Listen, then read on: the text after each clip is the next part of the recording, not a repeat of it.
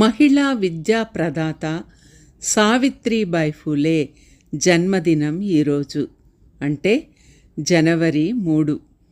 విద్య ద్వారా సమాజంలో ఉన్న అసమానతలను చదును చేయాలని 18వ శతాబ్దంలోనే మహాత్మా జ్యోతిబా ఫూలే, సావిత్రిబాయి ఫూలే దంపతులు ప్రయత్నించారు.